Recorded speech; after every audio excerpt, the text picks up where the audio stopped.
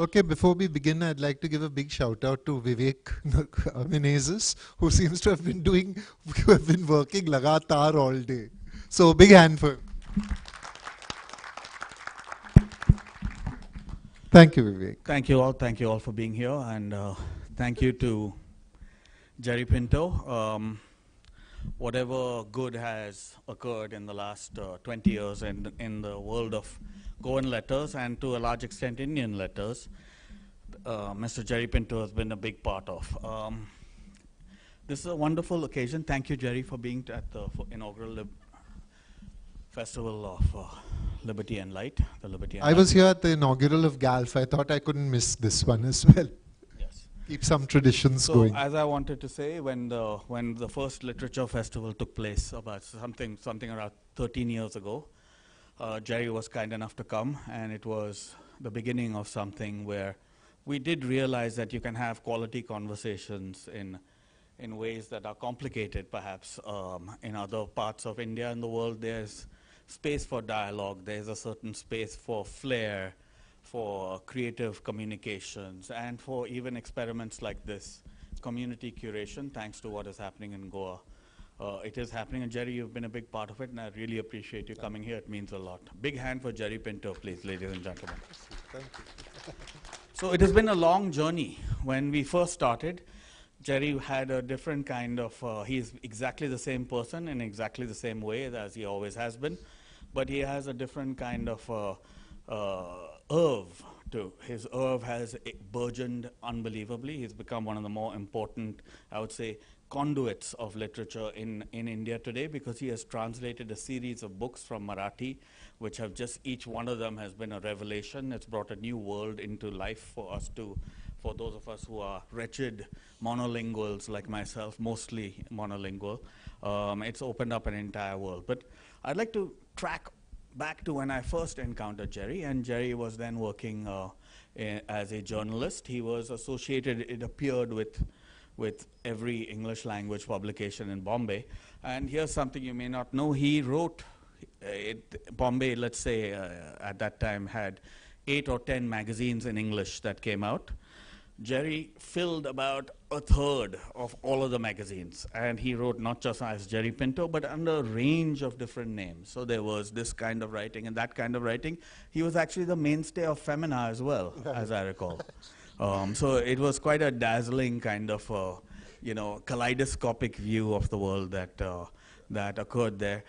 But what was already very clear was that he had an uncommon dedication to a life in words and in literature. Jerry, how did that start for you? Because you didn't even study literature, right? I've always believed that the Indian education system will kick any love that you have for something out of you. So I decided that I would not study literature, which I really loved. I would just attend class in Elphinstone, which had some wonderful teachers. They were completely neurotic. They were deeply well informed. They behaved in the way that you wanted literature teachers to behave. You know, if you were standing at the gate with a friend and they passed through, Miss Jassawala would say, "Are you Gog and Magog?"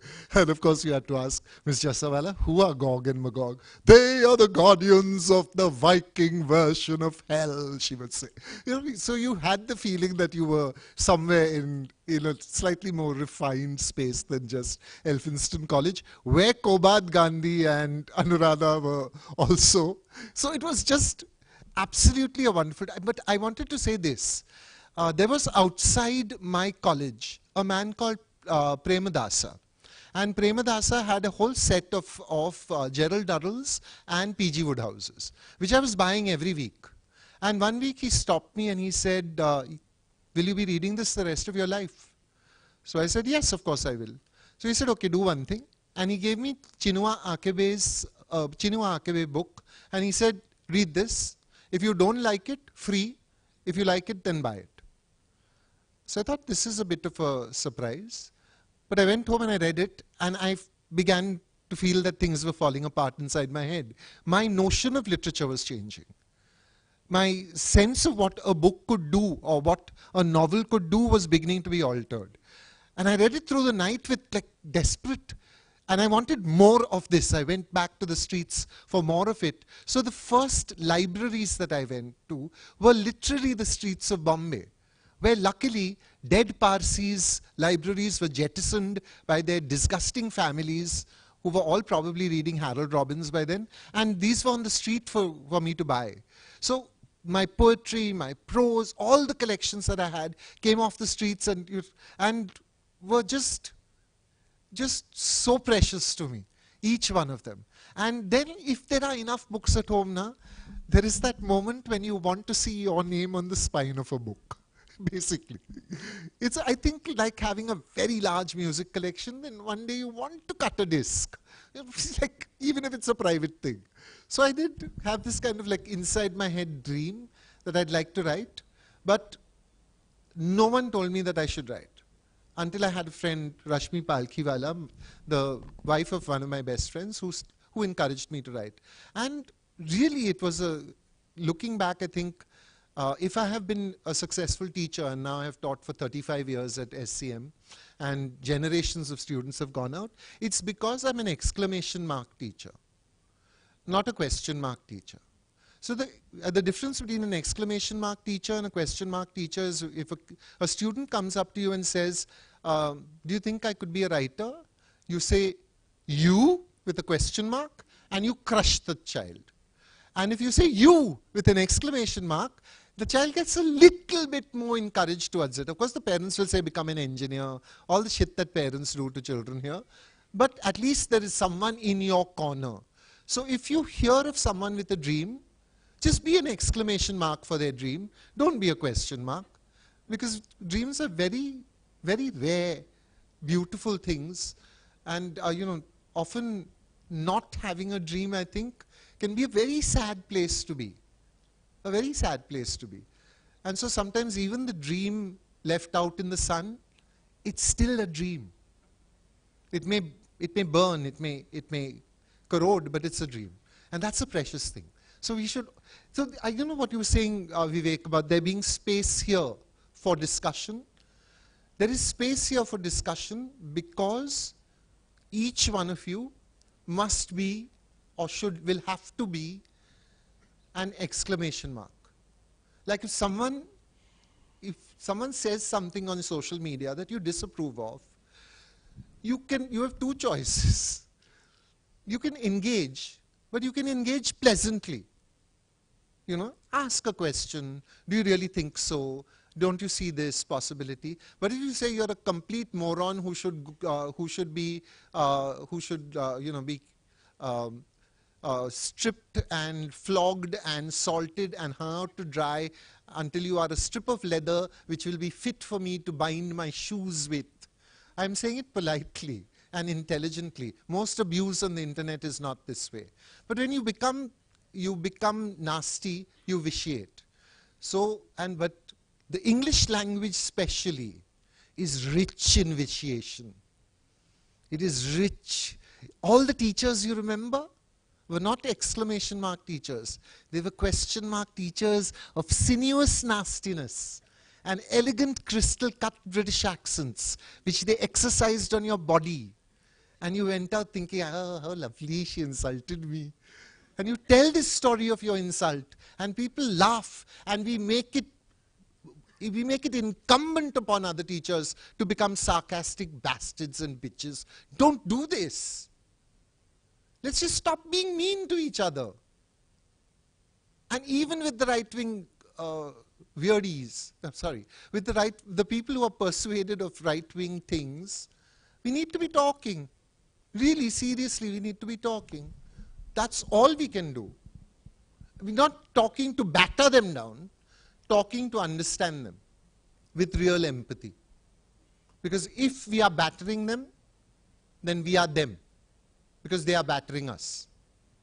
If we are offering the gift of empathy, we are offering us a possibility that may shame one of them into changing an attitude.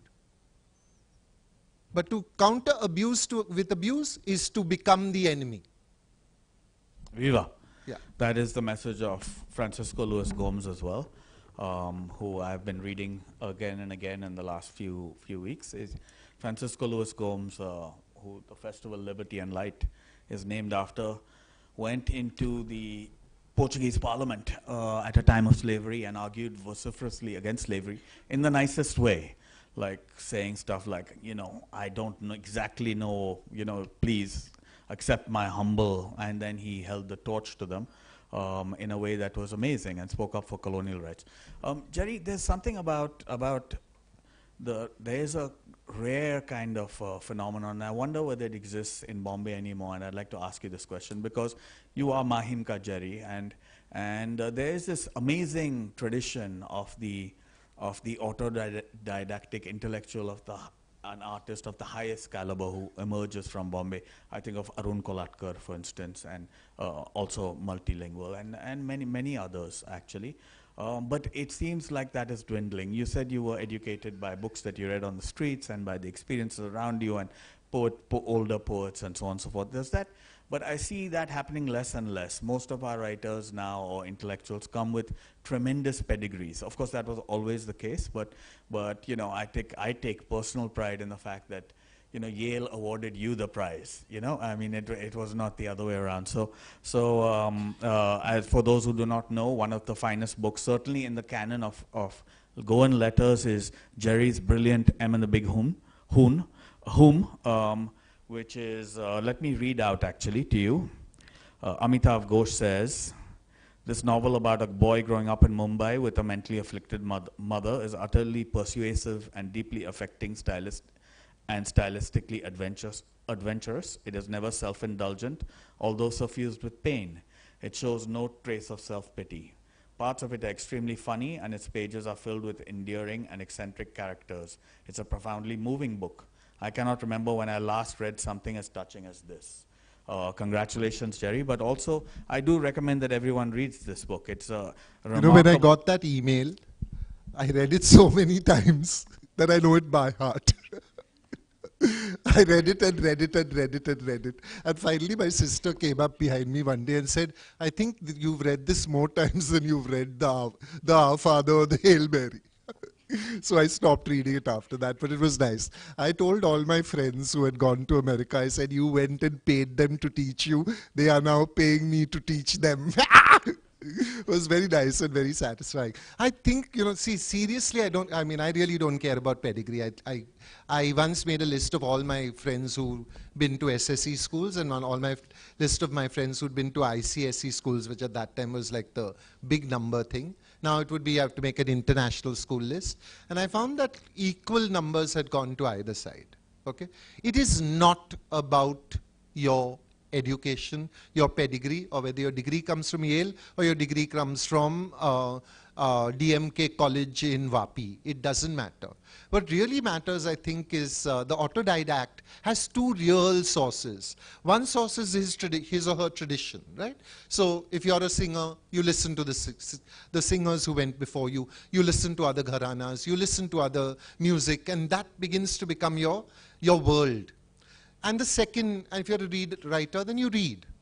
But the second thing is everybody in the room. Okay? Everybody in the room. We are each other's encyclopedias. We are each other's archives. We are each other's best resources. There is nothing more completely satisfying than listening to another human being talk about herself or himself. And herself better than himself, because men talk about like their achievements and women talk about more important things like their worries and their fears and their anxieties. Men have been trained not to be vulnerable, so it takes a lot of effort and much alcohol to bring them to even begin to say, I got hurt, or I was in pain. But this is still the thing. It is worth trying. Sometimes it's like climbing a wall of carefully studied glossiness which has been polished to a high shine by a series of cliches that are meant to keep you at bay. That's what we call cocktail conversation. But if you go beyond cocktail conversation, if you get lucky to have one conversation that is not a cocktail cliche-ridden conversation a day, you're so blessed. And in India, you can be blessed 100 times over.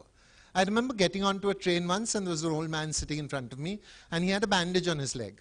And I got in and I said, Chacha, kya hua? So he said, beta, kya batao, what can I tell you? And he unwrapped the bandage. Then he showed me the operation scar. Then he told me, press here, see how there is still pus coming out. So I pressed there and there was pus coming out. Then we wrapped the bandage together. Then we talked about his history and his geography. And he turned out to be a man who was trying, who had spent 20 years trying to make a single alphabet that would work for 151 languages of India.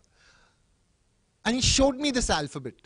And he said, these are sounds like and whatnot that other people make, which we don't have in the Barakhadi, so I'm trying to develop other.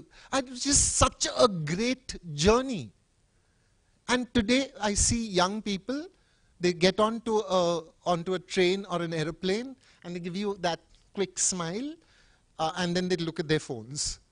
And they're looking at their phone is saying, you look like a dirty old man, I'm not talking to you. Okay. So it's difficult now to strike up a conversation with people, but I'm hopeful that one day we'll all tire of our phones and we'll remember that the person next to us is richer in texture than any possible social media encounter that you could have. Jerry, that's a fantastic endorsement, and I would say of the dialogic, however you pronounce it, kind of experience. But what I must ask you, how has the pandemic affected you? Now, you are such a people's person, you are super gregarious. From day one, you've been a major attraction of the Goa Arts and Literature Festival. My own children follow you around like you are the Pied Piper, and deservedly so. What happened in the pandemic to you firstly, and what can we do when the capacity to meet each other, as we are so lucky to be doing today? I see that, I mean, I've been wearing a mask for 2 years. I see that some others here are, and some of us are not. It feels great to feel you're not actually absolutely risking your life, but we may come back to that very soon. How has the pandemic affected you, if you don't mind me asking? And also, how does the pandemic affect how we have these kinds of exchanges and spaces for us to communicate and get to know each other? I think, see, many years ago, when I was teaching at Sophia about 15 years ago, we were all talking about the erasure of women from history. We were talking about how the fact that women don't get written about, or, I always do this thing with my students. I say, name the women in the independence movement. Name 10 women in the independence movement. They start bravely. Rani Lakshmi Bai, they say. I say, okay, chal, given that one also. Because it's a little far back, but okay, let's go. Then by about 4, they are done. There were 4 women in the Indian independence movement, according to postgraduate students in India. So I thought about this and I thought, like, it's getting a little silly just saying, look, and pointing out to people that you don't know anything, you don't know shit, you don't know shit. We do this to our students all the time, and we never ask them, what do you know? Tell me what you know, so we can share information. Because they know loads of stuff, loads, okay? So I thought one of the ways that we could do this is if I made my students interview their mothers.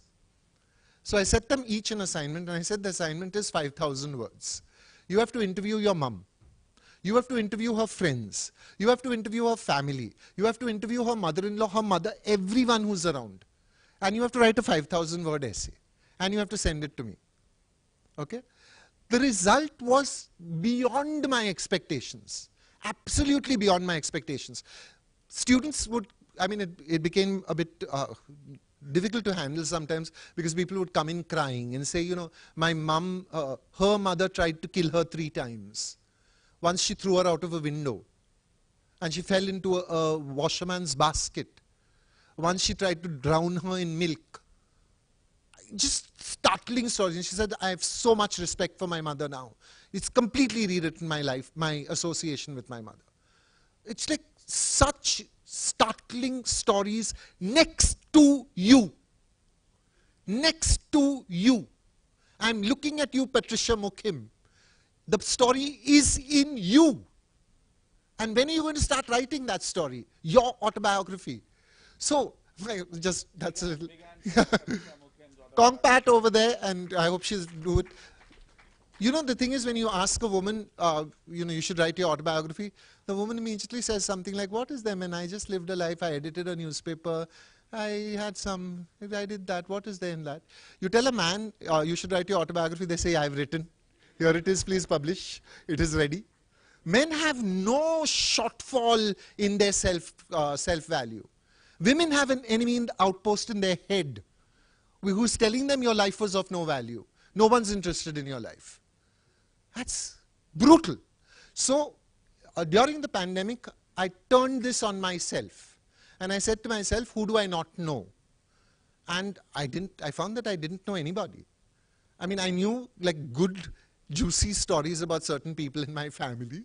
Like so-and-so gave hand jobs to sailors when she was down and out. You know. Okay. Sorry, there are children here. But I knew some lovely stories about my family. My uncle who came and said to his cousin, I'm feeling really bad, I want to commit suicide. So she said, is it very bad or can we do this tomorrow morning? So he said, tomorrow morning is okay. So then she said, okay, we'll call Jerry tomorrow morning because I'm the go-to guy for like mental health issues. Imagine the sad plight of my family. I'm the go-to guy for mental health issues. Like, you need a little more stable person, I would think. But anyway, and he called me in the morning. He said, I wanted to hang myself from the fan, but I'm 6 foot and the house is only 6.5 feet ceiling. So the fan is down, and when I tried, my feet were on the ground. And I was thinking, I love you for giving me this story. I hate you because you tortured me through my childhood, but I love you for giving me this story. But I don't really know you. We don't know each other very well. So during the time of the pandemic, I set myself this thing to understand my family. I called various members of the family, and they were lonely too. I have to say that Nishant Saldana was doing a great project at the same time on his family. And his intense interest in Armida and Ada and all the various parts of his family. This is part, if I may interrupt, this is part of Goa Familia, which is a project that is independent but also associated with Serendipity. Yes, Arts indeed. Festival. So, yeah, I mean, in Goa, everything is linked. So naturally, he'd be linked to that with it. I'm saying every awful thing that happens gives the writer a chance, gives the writer an opportunity. And you can say to yourself, I've been denied a year of stories, 2 years of stories, which I have. I talk to everyone because I'm also just interested in people. I'm deeply curious, really seriously curious. If you tell me how you chose your shirt this morning, I'll listen with complete attention. I'm really keen to know. Okay, so it's not faked, I don't think, but I'm also very shy. I know this sounds very odd and counterproductive, but I discovered that if you're very shy and you're very hesitant about self-revelation, then a lot of talking will keep people at bay, right? And a lot of asking them questions puts them center stage and allows you a little space of calm where you can recollect yourself, you can gather yourself again together. So often when I'm about to come into a room like this, I have to stop and breathe and say human beings, human beings, human beings. They are human beings. And then I come in and I feel okay. So a lot of the talking sometimes is a little self-protective, but this Thank may you. be more than you need to know. No, that is, I think, exactly. This is the model of the family and the family dialogue, and the community dialogue is very important to this whole thing. Thank you for sharing that. I think it's a very important insight. We all deal with anxieties in different ways. Jerry, you spoke about how we can something big has happened to all of us, and which is the pandemic, and you gave us encouraging ways on how you deal with it. So I'd like to turn back to this a little bit. I don't think you've talked about it in Goa before, this marvelous book, which so much impact. And I know that this is a personal story, but Jerry was famously writing this book for a good 10 or 11 or 12 years, at least, maybe. I remember we had a 40th birthday party or maybe something like that, and you had already been writing it for 7 or 8 years.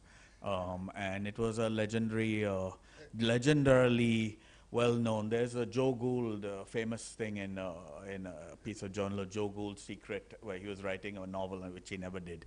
But in your case, you were grappling with this beast of hundreds of millions of words, hundreds of thousands, which you wrote and rewrote, and then it came out in this exquisite book. So you were talking about how men, so certainly there's a very long tradition of people turning their life story, in Goan letters specifically. The male ones, this is something that distinguishes Arora Kuto, the male ones are full of rancor. They're always settling scores. They're always complaining, I was done wrong. The man, the man held me down. And of course it is true, the man is after the Goans. It is always after the Goans.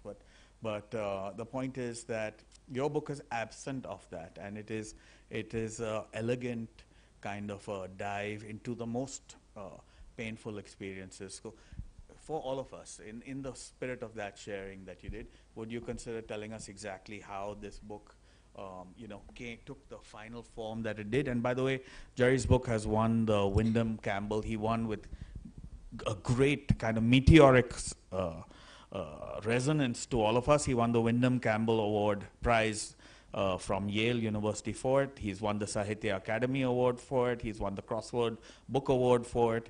He's won the Hindu Literary Prize Award for it. If there was a prize for achievement in the Goan letters, Jerry Pinto would have won that also for it. Jerry, tell us about M and the Big Home, please. Okay, I started with this idea that I would write this book about my family because I have some very good male friends. One of them is Vivek, another is Naresh Fernandez. And one day I told Naresh I'm going to the Jaipur Literary Festival. And he said, oh, Salman is going to be there. So I said, oh, that's nice. He said, and Suketu is going to be there, so Suketu can introduce you to Salman. Suketu is his buddy. Naresh knows everybody, like Vivek, Naresh knows everybody. And I am 1 degree away from each of them, so I know everybody minus one. So I'm like Naresh's friend, Vivek's friend, etc., etc. So Suketu was introduced to me. I had been going to Jaipur very often, not for the Lit Fest, but to do some surreal magazine project that I was turning out 48 pages in 8 days. And it's like incredible stupid things that only I would agree to do. But so I took him and Kiran Desai for a little sair of the city. When we came back, he said, I'm supposed to introduce you to Salman Rushdie. So I said, that'd be really nice. And so we went and sat around at a table. And Suketu by then was slightly drunk, I think. And so he said, David Godwin was sitting there, Salman Rushdie. Edit this out of the feed. And I was sitting there, and suddenly there was general conversation, and Suketu slams the table and says, Jerry will tell a story. So I thought, no, yeah, Suketu, not like this. But then I thought of Abe Faria, Kator Re Baji, cut your vegetables, just do your work. He's given you the moment, tell a story. So I started telling the story about my triplet aunts who were attached at the head and were cut away, and how the middle aunt didn't have ears, and so she always got really, and how they appeared on the cover of Cow and Gate, milk porridge, milk food, etc., etc. I told this like really complicated, elegant, funny story, I hope. And David Godwin said the magic words. He said, if you ever write this book, I'll be your editor, I'll be your agent. So I thought, oh, okay. And when I was flying home from that... David Godwin is famously the Arundhati Roy's agent. The giant agent of the literary world. Yeah. So, and I'll tell you how giant agents also work so that you know. All rubbish. You can cut this out of the feed also. Oh. Can you please stop live streaming? Seriously, I'm not kidding. Can you stop the live streaming? Just no, what is there? David Godwin and I, like, he should know the truth about himself also. Anyway, so I came home, and on the way home, Sir, I'm not responsible for Mr. Pinto's. I do have a manuscript in progress, and I would appreciate your attention. And Jerry. Okay, so on the way home, I thought to myself, Jerry, this is it. Stop it. Stop fooling around. Get your act together. No more writing. Just write the novel. So on the way, all through the plane, I was thinking, Jerry is my student. I have to advise Jerry. I have to tell Jerry what to do. How would I talk to him? So at the end, when I got down into the cab, I said to myself, Jerry, now this is the thing. You will write 1,000 words a day. You will not brush your teeth until you've written that 1,000 words a day. And after that 1,000 words a day is written, you're free to do what you want. You watch, oh sorry, children here. You watch films, you read books, you eat ice cream, you lie on the floor in your chaddi, you do what you want. But 1,000 words a day. And so I wrote 1,000 words a day for 2 years. And then at the end of it, I thought, because men are like that. Now, little bit inside, still there is one XY chromosome crawling about. So I said, that fat book, man, really fat, lots of words. I've written like about nearly, I don't know, 700,000 words. That's 3 times Tolstoy's War and Peace. Ja, yaar, Leo, I'm here, okay? And I thought, in this, there'll be a book. And I started reading it, and I actually could not believe how bad it was. It's most unutterable shit. And halfway through, like, I mean, about 100,000 words through, I remember I was actually weeping, and I was crying in my, and you know, there is crying, which is crying, and there is crying when snot runs out of your nose into your mouth. And that's real crying. That's when you really, like, I was crying for the death of my dream of myself as a fiction writer. And I kept saying to myself, the other part of me kept saying, Jerry, don't worry. Yeah. You write another book.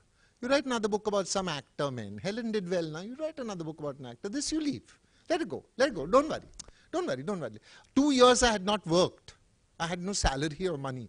I was living on my savings. It's really horrified. And then I came to a passage which I thought, okay, this is not bad. This is not bad. This I can trust. So I took those words out. And and then I started beginning to get a little hope. And I started reading more and more. And eventually I found that there were about 120,000 words out of those 7 lakh words, which were all right. And then I laboriously built it again from that scratch. So Damodar Mauser told you yesterday that he writes a sentence and he does not edit. I love him, but I wanted to hit him. I want to say, you know how lucky you are. Every single one of my sentences I have worked like mad on. I have labored to make that sentence. I have written it 3 times, 10 times, okay? Doesn't matter. Damodar is Damodar. How can you not love him? He has gifts. God also probably loves him. It's like it doesn't matter. For sure. Yeah, really. So I put this book together, edited it, sent it to my publisher. In the middle, and the publisher Ravi rang up and said, "It's a great book." And I thought, he likes me. Ravi is my friend. He'll say it's a great book. I sent it to Amitav Ghosh because he said, "I'll read a book that you've written." And he was in between books. So he said, "You're lucky." And I printed it out, but the font is very bad. I thought, change the font. I thought, Amitav Ghosh, chup, let him read it. So he was reading it. He came back after 2 days and said, "It's wonderful." I said, "Would you blurb it?" He said, "I'm already writing about it on my blog. You can take it from there." So I thought, there's little hope that this was a book, that this mattered to me. And then David Godwin read it. And David Godwin said, "This is not the book I expected." Because I had told him these baroque stories about women doing strange things in restaurants and whatnot. So he expected that book. He said, "But anyway, I'll represent you." So I should have known at that point that he's saying, "Chal yaar, okay, so I'll represent you." So the book came out in India. It did well. Everyone was saying nice things about it. Yay, happy, happy, thank you very much. And then one day it occurred to me, 6 months have passed. Godwin Sahab has not said a word. So I rang up David. I sent an email to David. Said, he wrote back a single line saying, "No interest from the majors. We are now trying the minors." So I thought, okay, minors is not the right way to say it. These are independent publishers. It's nice to be published by an independent publisher, etc., etc., etc. I said to myself. 6 months later, I wrote to him and said, "What happened, David?" And he said, "No, the independents aren't interested either." So I said to myself, okay, Jerry, this is a book. And by then it had caught on in India quite well. So this is a book about India, yeah? It is meant for India. It's okay. It's fine. I don't give, I don't care. I don't care. That sort of thing. You have to, fuck you, don't, you, how shall I put this? Okay. When you're writing fiction, you are inventing a world on your own. You have no idea whether this world matters to anybody else. No idea. You're so alone with this world. If you're writing non-fiction, then someone will use it in thesis mein aayega, thoda reference to, someone will say, no, but you got this wrong and all. But non-fiction, you're telling lies. Why? It's very lonely. Yeah. So if you think of a writer doing, like a fiction writer as, you know, someone who gets these big awards and just swans about literary circles, this is the good bit. And in the good bit, I'm feeling naked right now, but I'm still plowing on because naked is good, Jerry. Fuck off. No, Naked no, is Jerry. good. Yeah? Jerry, No, I no. must, one thing, the literary lives of Jerry Pinto is that this, if it were not enough that Jerry transformed himself from the backbone of the Bombay journalism, of the Bombay press, really, and producing all of this tremendous oeuvre in every field, possibly even sports, Jerry. You've done sports writing, I'm sure as well. He transformed, produced this magnificent award-winning novel. Jerry has gone on to have future avatars, and the most important one, it's interesting, my grandfather had also a multifarious Armando Menezes career. But you look back in retrospect, and his major achievement is actually translations, thousands of vachanas from the Kannada into English. It's the first, and in many cases, a lot of the translations, the only translations that exist from this major body of literature, Indian literature, into English is by him. And that is, I would say, this dramatic third or fourth act of yours has been as an absolutely vital translator from Marathi into English, and you've brought these worlds to us which have been absolutely amazing. And just yesterday, or day before yesterday, Daisy Rockwell, in a similar way, who's been bringing these wonderful untranslatable works. People keep on saying the book she's translating are untranslatable, like Gitanjali Shree's, and she's translated in English to won the International Booker Prize, a return visitor to Goa, the Goa Arts and Literature Festival. I think it will happen for you as well. Something like that is going to happen to you because the books you're bringing into the world are so rare. Can you talk a little bit about that, and then we'll take a question from the Sorry. I audience. tend to go on a bit, and Vivek is good at controlling me because he's had practice. Translation, what happened, I'll tell you. I knew the exact moment when I knew I wanted. Okay, I don't know the exact moment. I'll tell you what started it off. In 1992, the Babri Masjid came down with remarkable rapidity, and I was working on a profile of Gary Lawyer, who is a rock star, an Indian rock star who had just released an album called The Other Side of Midnight or something like that. And I felt that if this is your work, Jerry, then you're irrelevant to the world. You're just completely irrelevant. And there is no reason to be doing this except to get some money. And if you are doing that just to get some money, then go back to teaching mathematics, which I used to do between the age of 15 to 30. Go back to teaching mathematics because you were doing some good there. And I flailed because I just knew I wanted to do something, but there was nothing I could do. Nothing. It seemed like everything was blowing up madly around me, and big things were happening, and Naresh Fernandez and Clarence Fernandez, who are good friends of mine, were going out and covering the riots, and I was calling up Sharon Prabhakar to ask her opinion of Gary Lawyer as a singer. Like, why would you want to do this? And then my moment of truth came when I have another sort of bit of my world, which is about being a child rights activist and writing 17 guidebooks for setting up a child line in different countries and working with Mail Joel. That's a different life that we don't have to go into here. But I was flailing for ways to make a difference. And the secret came to me when I wrote a check for Childline and sent it off just as a donation, and it was their first donation ever. So the whole team came to visit me, and I said, what can I do? And she said, you can't do anything except what you can do. And what you can do is you can edit and write for us. You can't answer phones, you can't help children, that's not your job. But you can edit for us. So I said, willingly. So I started editing, and then I was on the Childline board, I was in Mail Joel board, I was doing that. And at that was the moment later that I thought about when I was thinking about the way that we were fracturing into little islands and pockets of places where there was no understanding. And I thought, I can be a bridge if I translate. I can be a bridge, and I can do this. Or maybe I can't, but I can try. So the first instinct was, I'll do Urdu.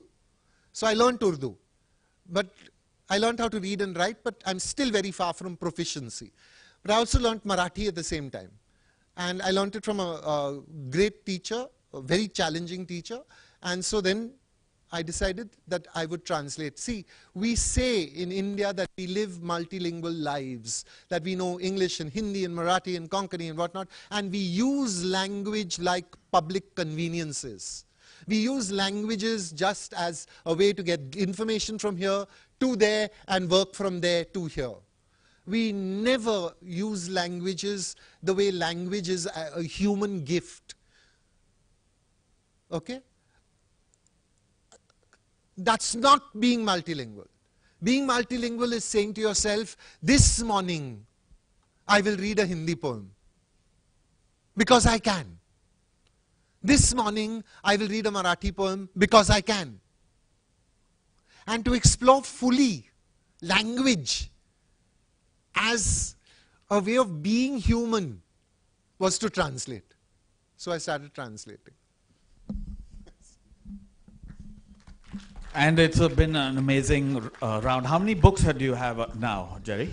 So I've done 9 books in Marathi, and this is not counting the 4 books that I have translated but haven't come out yet, and several other things that I've translated, which is just, like for instance, someone will do a pamphlet on child sexual abuse, and then I'll translate it from whatever language they've written it into English.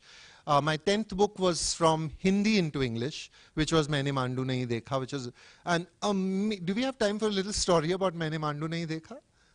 Can we take take the questions. And then after that, next book will be my return home to Konkani, my 3rd language of translation, when I do Damodar Mauzo's An Amazing Meeting of the Minds. Novel. Damodar Mauzo's new novel is being translated by Jerry Pinto. Yeah. That is the one to root for.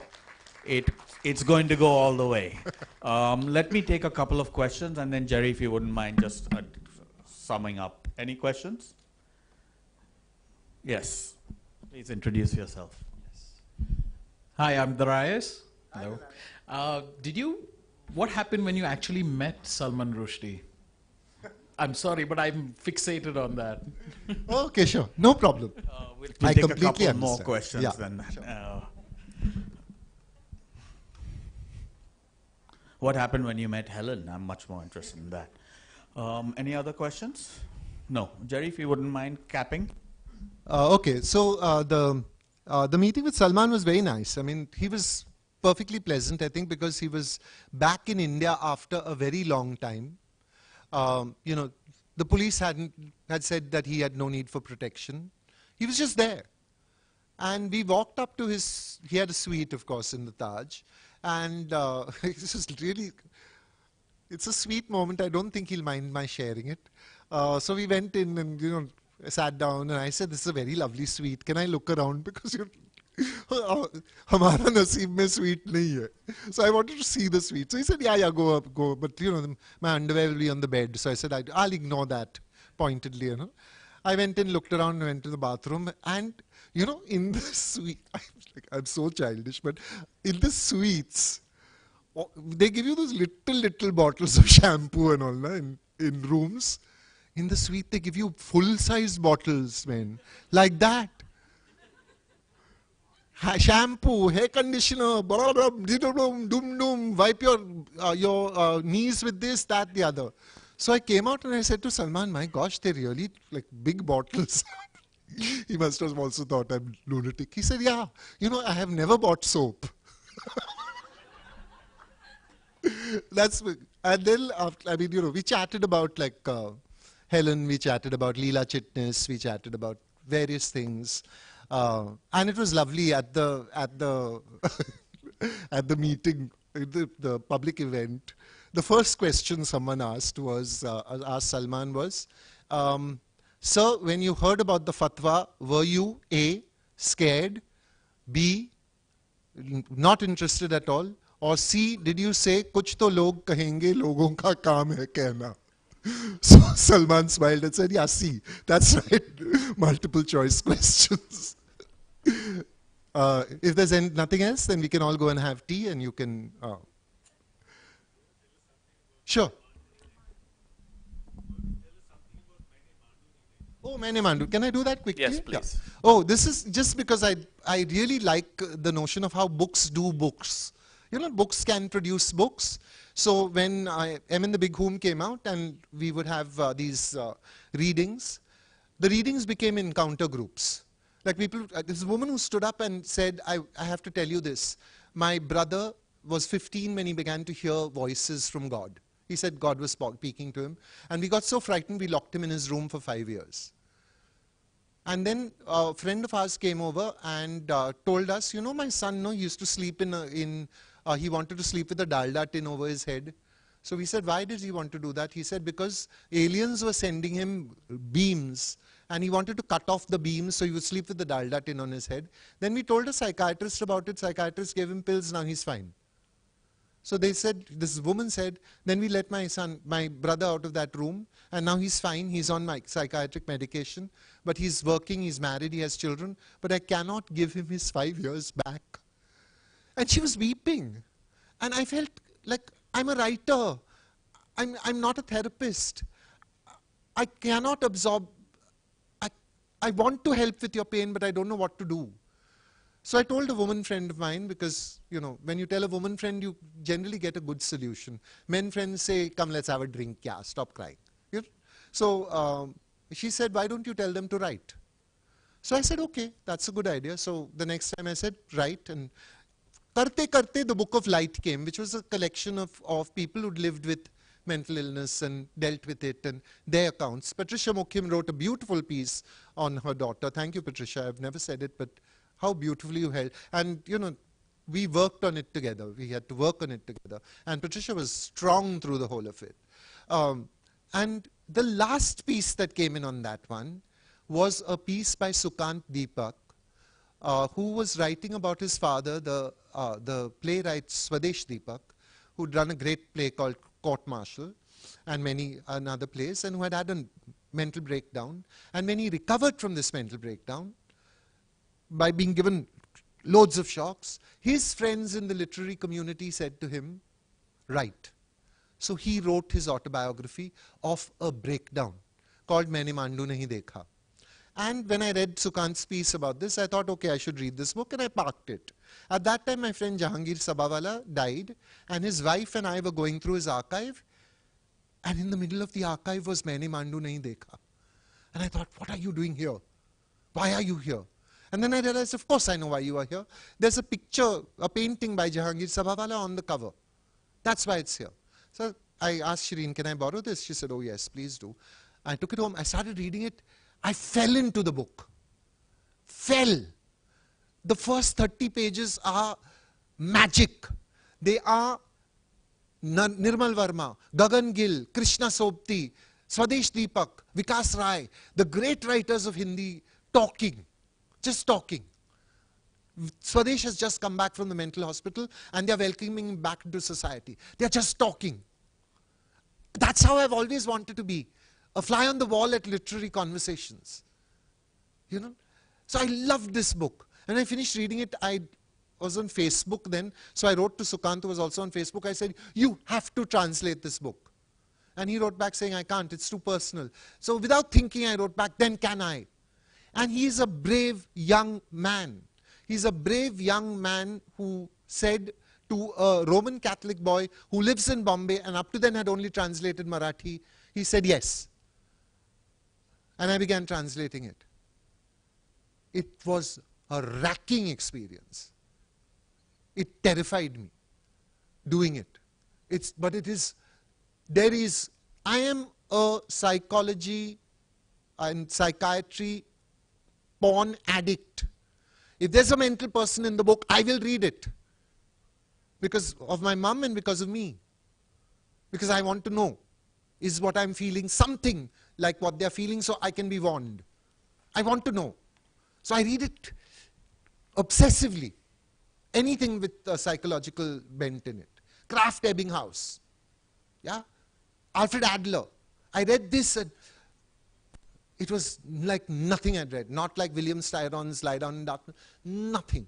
It was the most extraordinary book. And it came out of a series of books. And so, for me, the jump at that point, you know, in my head, the Hindi walas are waiting for me.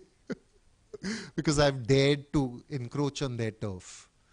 Like, you know, do we even speak Hindi in Bombay? They often wonder. You all speak your Bombaya. So, I often want to say to people, and this is my last possible thing, okay, if someone is speaking your language, and they're speaking it however they are speaking it, they are a guest in the home of your language. You must treat them as if they are God, Atiti Devo Bhava. They have come and they are trying to speak your language. You must give them that respect. Because it is not your language. How did it become your language?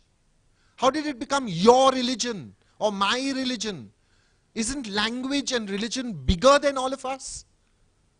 So when they come and they try to speak in your language, offer them more respect than you would to a native speaker. You cannot laugh at their mispronunciations. You cannot laugh at their inability to do ling and gender. You must be very respectful because this is a guest in your language home. That is how we need to treat each other. Big hand for, be like Jerry, folks. Be like Jerry. The inimitable, invaluable Jerry Pinto. Thank you so much for being here, Jerry. That was marvelous. Please buy his book. Please read M and the Big Whom if you have not. Thank you so much for being here. This has made the Liberty and Light Festival of Goa a success. Thank you. Okay, and I'll say one more thing. This Geetanjali Shri thing, no, it's a very good thing. I'm not, not even jealous. I'm very happy, okay? But I'm saying this. Really, translation will take off when you guys buy translation. It will not take off because there's an award. So if you could, just make sure that 1 in every 5 books you buy is translated. 5 books. But not like Camus or Sartre or Dostoevsky. That doesn't count. What counts is an Indian language book translated. I can't promise that they'll all be translated well. Mine I work on. I can say that much. I can't say they're great, but they are. But basically, I try very hard. I will do 5 drafts before I set a translation before you. So, but please do buy translation. That will possibly make it viable for publishers to do more translations. And really, we need more translations, many more translations, because we need many more bridges connecting us one from each other. Yeah? So. Thank you, Jerry Pinto. I fully agree with him. The translation, many of the best books that I've read in the last 5 years have been translated from different Indian languages into English, some of them by Jerry Pinto himself. Thank you so much for that session, Jerry, and for helping inaugurate the Liberty and Light Festival. The fact that you are here means that it is successful. I'd like to invite Shashank Srinivasan down here. Shashank is made in Goa in a series of conversations that we're having with people who are doing wonderful things that are rooted and connected to their new lives sometimes in Goa. Shashank is the first person, by the way, who to tell me. He alerted me to something which is a phenomenon. He said that he moved to Goa because the air had become unbreathable in Delhi, I guess it was. And since then, I've met many people who say the same thing, but he was the first. Welcome, please, Shashank.